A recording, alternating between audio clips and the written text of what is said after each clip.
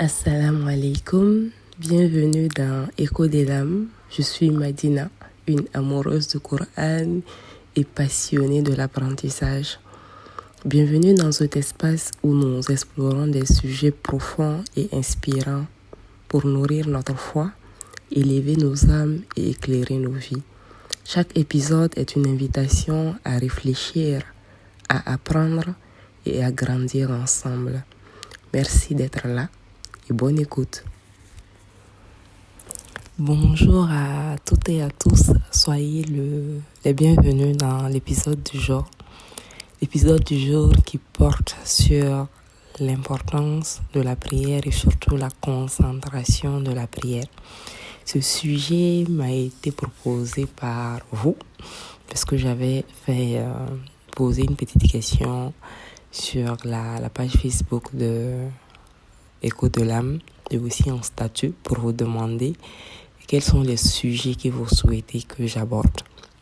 J'ai reçu des propositions très très pertinentes et il y a Monsieur Draman qui a proposé 3 thématiques. Et l'une de ces thématiques, c'est vraiment il avait dit comment dompter son âme et rester concentré dans la salat, dans la prière. Donc, on va partir sur la concentration de la prière, Inch'Allah.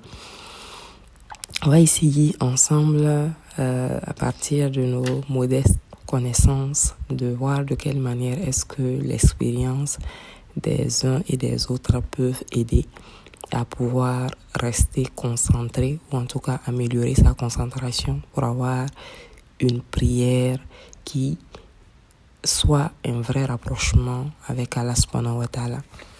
Je vous invite d'ores et déjà à partager dans les commentaires les astuces, les techniques ou les habitudes ou les dispositions que vous prenez et qui vous permettent justement d'avoir une meilleure concentration. On est tous et toutes en amélioration constante. Et l'idée vraiment, c'est de pouvoir se tirer les uns et les autres vers le haut, Inch'Allah. Moi, je vous partagerai les modestes informations et pratiques que j'ai et qui marchent plus ou moins. Donc, bismillah. Et on ne va pas déroger à la coutume. Je vous souhaite un Juma Mubarak, qu'Allah nous accorde les mérites de ce jour et qu'il raffermit notre foi. Donc, la prière, qu'est-ce que la prière? La prière est l'un des piliers de l'islam et pas des moindres. C'est un pilier très fondamental et très très important de l'islam. Et l'accomplissement de la prière est une obligation pour le musulman.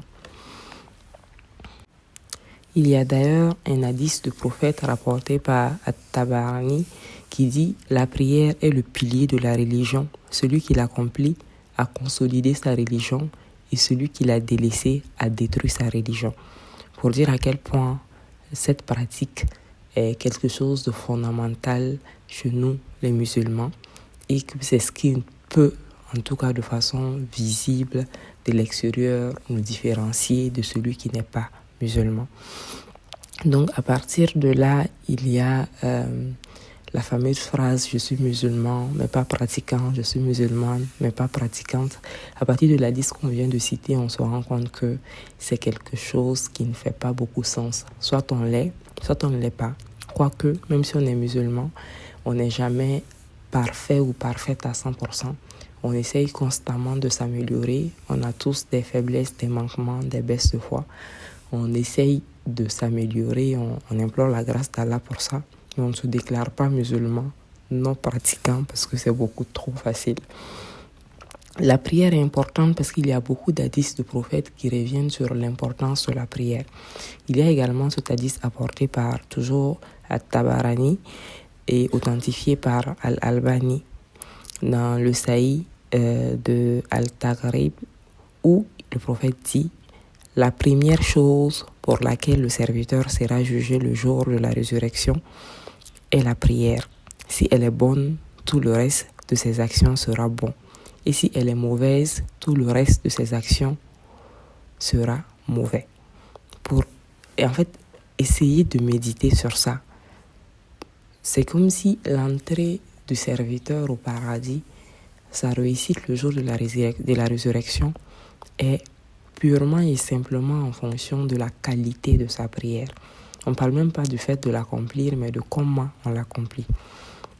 Il y a un autre hadith du prophète rapporté par Muslim, c'est l'hadith numéro 82, où le prophète dit: entre un homme et la mécréance et l'association, il y a l'abandon de la prière. Pour dire que le fait de s'accrocher à la prière, c'est ce qui préserve aussi notre guidance sur le droit chemin. Parce que entre le musulman et celui qui ne l'est pas, la différence, c'est la prière. Mais je ne dis pas par là que ne pas prier fait sortir de l'islam. Ça, c'est un autre sujet qu'on va laisser au fuqaha. Mais ce hadith nous fait comprendre à quel point le fait de s'éloigner de la prière peut en réalité facilement nous faire glisser dans la mécréance. Et je fais une petite parenthèse. Très souvent, lorsqu'on parle de mécréance, les gens entendent ça comme une insulte. Mais c'est juste une traduction du mot arabe pour désigner les personnes qui ne croient pas. Je crois, je mécrois. Donc, croyant, mécroyant. C'est pas... Et quand on parle de croyant, on parle de croyance en la foi musulmane ou de mécroyance en la croix musulmane. Mais tout le monde croit toujours en quelque chose. Donc, quand le musulman le dit, il veut juste dire que toi, tu ne crois pas en ce en quoi lui, il croit. Donc, c'est pas si péjoratif que ça. Mais malheureusement, ça a une connotation très négative et les autres communautés peuvent le sentir comme un jugement négatif.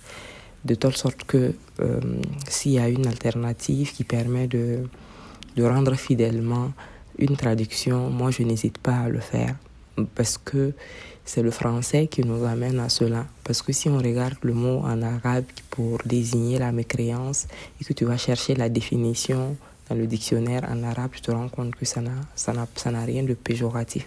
C'est un mot qui désigne simplement ceux qui se sont éloignés de cette voie qui est l'islam. Donc on revient à nos moutons, comme on le dit. Il faut savoir que il est également rapporté par Anas ibn Malik que le prophète a dit que la prière est l'ascension, le mirage du croyant. Le mirage, c'est l'ascension, c'est le voyage du prophète qu'il a fait pour aller à la rencontre d'Allah subhanahu wa ta'ala. Tous ces éléments-là nous rappellent l'importance capitale que la prière a eue dans la vie du prophète Mohammed sallallahu alayhi wa sallam. Et sachant que le prophète est notre exemple le plus parfait et que c'est lui qu'on doit suivre, cela doit également nous donner des idées sur comment est-ce qu'on devrait faire réellement pour prendre cette prière et pour l'accomplir de la meilleure des manières. Il y a généralement des causes qui amènent à être pas très concentré dans la prière. Et parmi ces causes, souvent, on a une journée qui peut être assez chargée. On est bousculé et on est pris par le train-train quotidien. Et on essaye, dans la mesure du possible, de dégager quelques 5 minutes quelque part pour accomplir la prière. Mais pendant l'accomplissement de la prière, on n'arrive pas à s'immerger à 100% dans celle-ci. Parce que le cerveau et l'esprit est encore dans la boutique sur ce dossier que je traitais avec ce client que je parlais. Donc, c'est comme si j'étais physiquement présente dans la prière, mais mentalement et sur le plan de l'esprit, je ne suis pas réellement là. Je suis encore dans mon train-train quotidien en train de gérer les choses dans ma tête. Donc, il y a généralement ça. Il y a aussi souvent le fait de ne pas pouvoir malheureusement prier dans le temps. Le fait de prier en retard ou le fait de regrouper les prières et puis d'essayer de les rattraper ensemble, étant donné que la tâche est beaucoup plus fastidieuse vu la quantité de travail qu'il y a, la quantité de prières qu'il y a à accomplir. On peut arriver à accomplir la prière de façon mécanique sans une réelle concentration et sans en tirer un grand profit, malheureusement. Il y a plusieurs autres causes qui peuvent amener à ne pas être concentré dans la prière.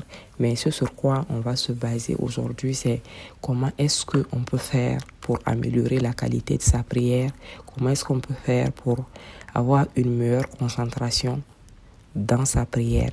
Et pour ça, on va essayer de s'inspirer un peu de notre exemple le plus parfait, qui est le prophète Mohammed sallallahu alayhi wa sallam. Comment est-ce qu'il accomplissait la prière? Il est décrit que le prophète, il préparait la prière en amont, c'est-à-dire avant même l'heure de la prière, il se préparait mentalement et physiquement en refaisant ses ablutions dans la mesure du possible, c'est-à-dire que lorsque c'était nécessaire. Et il faisait toujours dans la mesure de ce qui est faisable aussi en fonction de la prière qui doit être accomplie, il faisait toujours des nafilas. Donc des nafilas qui prédisposent aussi à une meilleure concentration dans la prière. Mais moi, la partie qui m'intéresse en fait le plus, c'est le temps qu'il prenait pour faire la prière. C'était pas une prière gymnastique, c'était pas une prière qui était rapide. Il priait doucement, il prenait le temps. Il est dit que chaque geste était fait de façon posée, de façon intentionnelle, et que ce soit de la position debout après le takbiratul ihram et après la lecture qui suivait. C'était une lecture qui était moyenne, c'était pas une lecture qui était lente et qui était plutôt rapide, c'était une lecture qui était lente et on avait l'impression qu'il méditait sur chaque phrase qu'il sortait, sur chaque verset du Coran qu'il lisait, comme s'il les méditait, qu'il essayait de les représenter, de les comprendre dans sa tête, de les imaginer. Donc il prenait le temps dans la lecture et dans la méditation de ce qui était dit. Ensuite, les mouvements étaient faits de façon posée, comme je l'ai dit, et en y accordant le temps nécessaire. Donc passer de la position arrêtée au ruku, du ruku revenir à la position arrêtée, aller dans le sujoud. C'était toujours des mouvements qui étaient assez lents et qui favorisaient justement cette concentration, qui favorisaient cette méditation et le fait de tirer le maximum de profit possible de ce moment de connexion à Allah subhanahu wa ta'ala. Et ce prophète est notre meilleur exemple en termes de comment est-ce qu'on doit accomplir la prière. Et on n'oublie pas l'hadith que j'ai cité tout à l'heure, dans lequel le prophète dit que la prière est le mirage du croyant, l'ascension du croyant. C'est-à-dire que Allah a fait la grâce au prophète de le convoquer auprès de lui jusqu'au au niveau 7 des cieux, le plus haut degré possible. Le prophète a eu cette grâce et cette miséricorde d'aller à la rencontre de son Créateur et de faire la rencontre par cette occasion de plusieurs autres prophètes dans les différents niveaux de cieux qu'il a traversés. Nous, en tant que musulmans, nous, en tant que simples humains qui n'ayant pas reçu la prophétie, et même ceux qui ont reçu la prophétie, à part le prophète, il n'y a pas un autre prophète qui a eu ce privilège. Donc, nous, on n'a pas eu ce privilège, on n'a pas cette opportunité d'aller à la rencontre d'Allah en étant dans ce monde ici-bas. Voilà, on est encore vivant, on espère que quand Allah nous rappellera à lui, on aura, Inch'Allah, ce privilège d'être au paradis et puis de faire sa rencontre. Allah nous le facilite. Amen. Mais pour le moment, on est là. Lui, il a pu aller auprès de son Créateur. Lui, il a pu converser avec son Créateur. Et nous, on est là. Et comment est-ce qu'on fait pour avoir une connexion avec Allah subhanahu wa ta'ala, alors qu'Allah nous dit qu'il est notre modèle. Il est notre modèle, mais la proximité qu'il a pu avoir avec Allah, nous, on n'a pas cette opportunité. Donc le prophète nous dit que la prière est notre ascension envers Allah subhanahu wa ta'ala. Si Allah l'a élevé lui physiquement pour aller auprès de lui, nous, on n'a pas eu ça, mais Allah nous a accordé les 5 prières de la journée pour qu'on puisse s'élever auprès de lui à travers chacune de ces prières. Et vous voyez un peu la corrélation. Les 5 prières ont été rapportées du mirage en fait. Avant que le prophète ne fasse l'ascension auprès d'Allah subhanahu wa ta'ala, on n'avait pas de 5 prières quotidiennes. Il y avait de la prière, certes, mais on n'avait pas ces 5 prières quotidiennes. Et c'est après l'ascension qu'il a reçu ce cadeau, qu'il a reçu ce joyau, qu'aucun autre prophète ni aucune autre communauté n'a reçu, et qu'il nous l'a rapporté comme quelque chose qui allait nous rafraîchir la poitrine, comme quelque chose qui allait nous permettre de goûter à ce à quoi lui l'a goûté à travers cette ascension réelle et physique. Et nous allons faire notre ascension à travers ces 5 prières. Donc c'est déjà changer sa vision de ce qu'est la prière. La prière, au-delà d'être un devoir pour le musulman, c'est un cadeau pour le musulman. C'est un cadeau qui a été offert au prophète dans un moment de sa vie où il était très éprouvé. Donc ces 5 prières quotidiennes lui ont été données justement pour le combler, pour l'aider à venir à bout de ses épreuves, ou sinon à tenir fermement malgré les épreuves. Ces 5 prières lui ont été données pour lui permettre d'être constamment dans les différents moments de la journée en contact avec son Seigneur, donc de raffermir sa foi. Et cette prière, Allah ne lui a pas offert à lui seul, il a offert à toute la communauté musulmane. Donc le prophète est venu avec le même cadeau qu'Allah lui a donné et ce même cadeau qui nous a été adressé. Donc lorsqu'on change de vision comme ça sur ce qu'est la prière, l'approche même change et cela peut nous amener donc à rentrer dans la prière avec une vision différente et ça peut jouer aussi sur la relation et comment est-ce qu'on va l'accomplir. Donc la prière est le mirage du croyant et subhanallah, il y a tellement de cohérence dans l'islam que lorsqu'on se penche sur les choses, on se rend compte à quel point tout est logique, à quel point tout fait sens en réalité.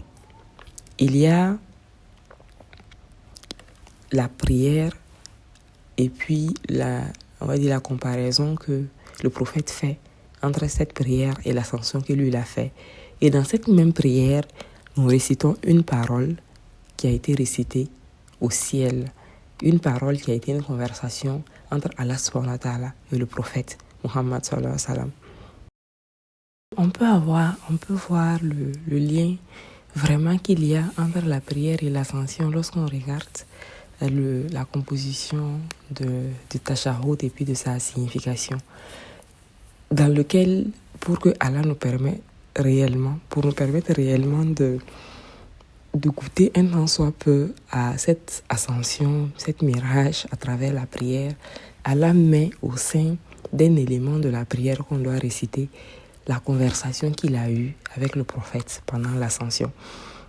Lorsqu'on récite le tashahhud, attahiyatu lillahi, azakiyatu lillahi, atayyibatu wa salawatu lillahi, quand on arrive Assalamu alayka ayyuhan nabiyyu wa rahmatullahi wa barakatuh. Et la signification, que la paix soit sur toi, ô prophète, ainsi que la miséricorde d'Allah et ses bénédictions. Et en ça, c'est ce que Allah dit sur le prophète. Et il est dit que quand le prophète a fait l'ascension et qu'il est arrivé au 7e ciel, et que c'est comme ça, en fait, Allah l'a accueilli. C'est comme ça, c'est la phrase qu'Allah lui a dit. Assalamu alayka ayyuhan nabiyyu wa rahmatullahi wa barakatuh.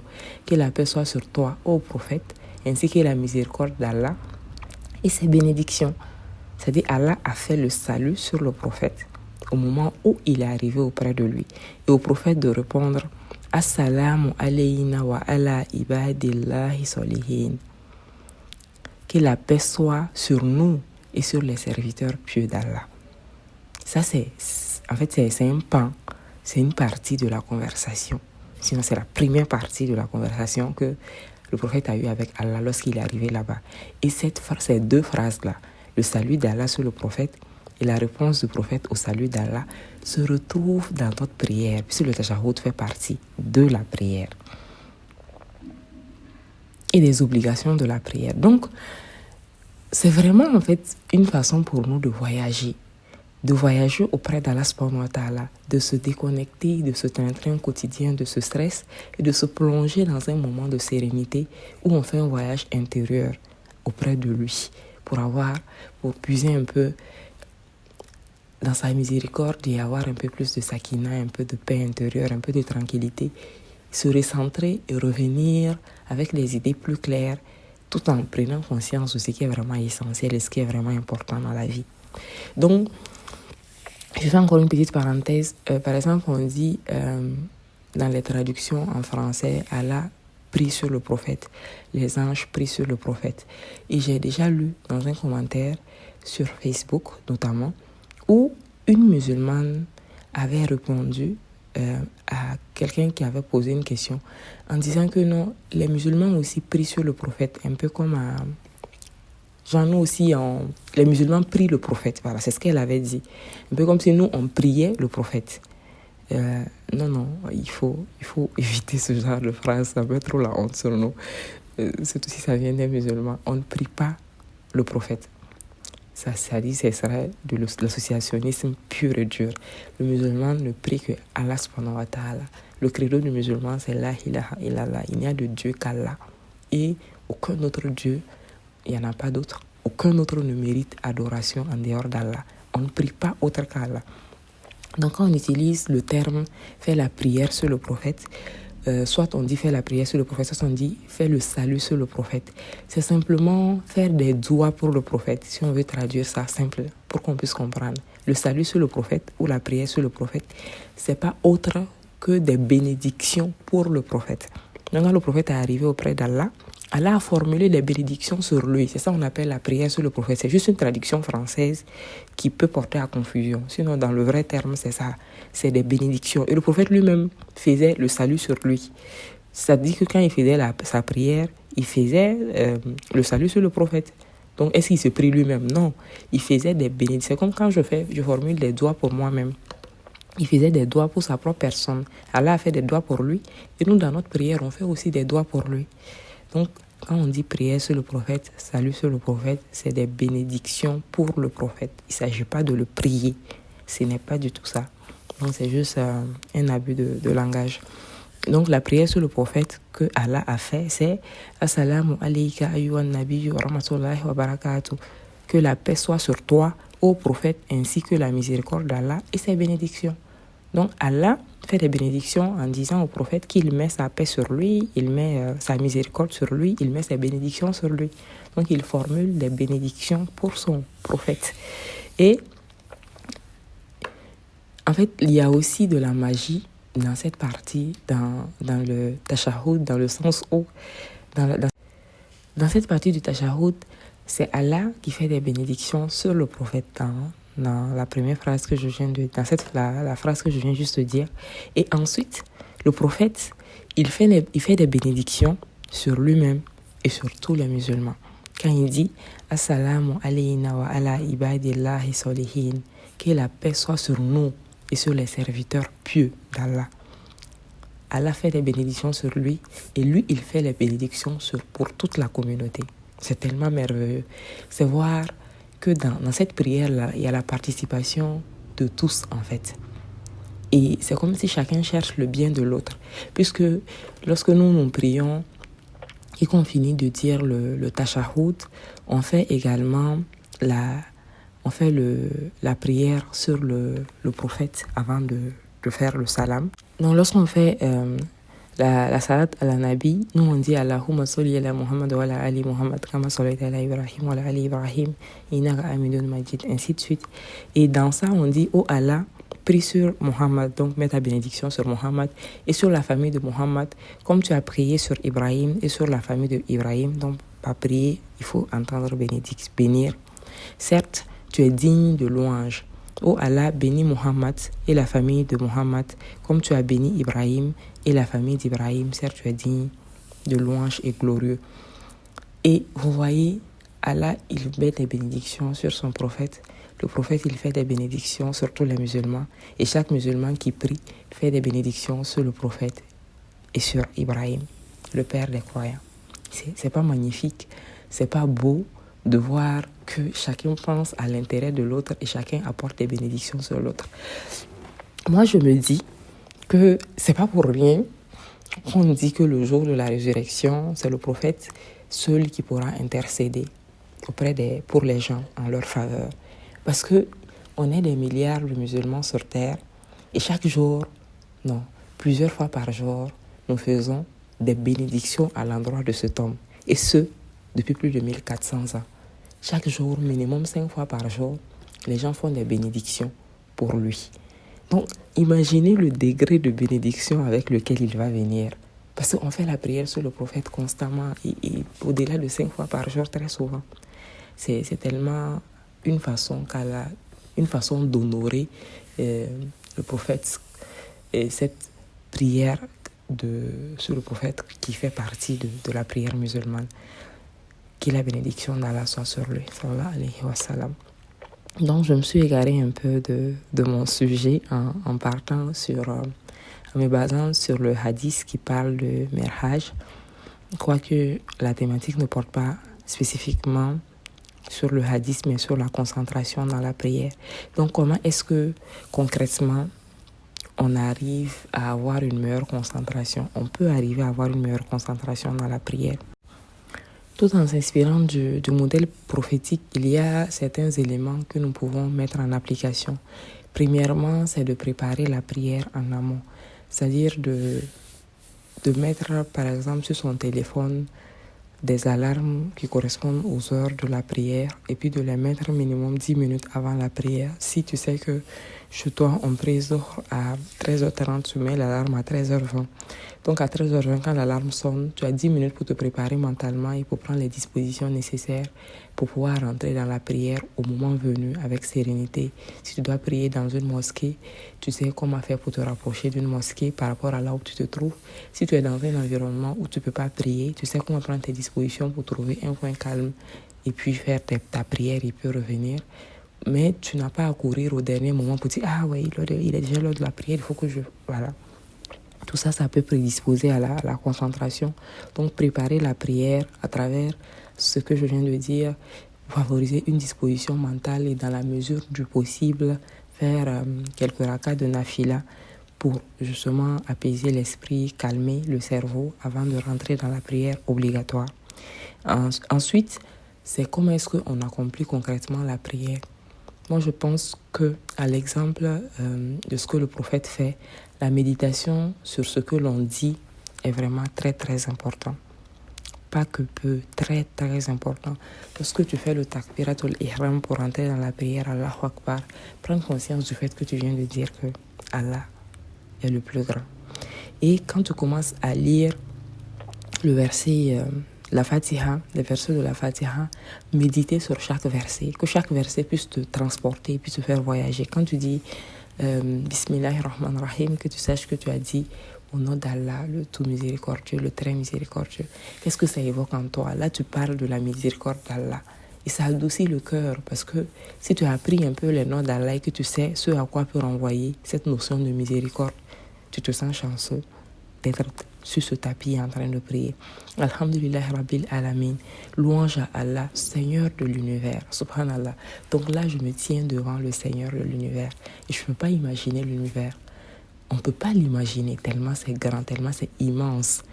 Et c'est celui qui a créé cet univers et qui est son maître et son Seigneur. C'est devant lui que je me tiens et c'est à lui que je parle de façon personnelle. Quel honneur. Et ça te met dans un sentiment d'humilité face à Allah subhanahu wa ta'ala. Ar-Rahman ar-Rahim, encore le tout miséricordieux, le très miséricordieux. Et ça te rassure dans le fait que tu n'es certes pas parfait, mais il est le tout miséricordieux. Donc, Inch'Allah, je vais obtenir son pardon. Maliki Yawmiddin, maître du jour de la rétribution. Et ça doit te faire frissonner. Subhanallah. Donc, il y a un jour où je vais devoir aller me tenir devant lui, où je vais devoir faire face à mes comptes. Il y a un jour où je vais devoir répondre de ce que j'ai fait, de ce que j'ai avancé. Ça fait frissonner. Et ça te ramène les pieds sur terre. Et ça te permet après la prière de savoir ce dans quoi tu dois mettre les pieds, ce dans quoi tu ne dois pas mettre les pieds, parce qu'il y a un rappel qui vient de te dire que celui devant qui tu t'es tenu va te demander des comptes un jour. Iyyaka na'budu wa iyyaka nasta'in. Et stop. Désolé, le logiciel de montage que j'utilise en ce moment ne me permet pas de faire le montage d'une vidéo de plus de 30 minutes. Donc, je suis obligée de faire la vidéo en 2 parties. Quoi qu'il ne reste pas beaucoup, il reste juste une dizaine de minutes ou moins que ça. Donc, je vous donne rendez-vous dans la vidéo juste en dessus où je vous ai mis la suite. Donc, vous allez avoir 2 vidéos pour le même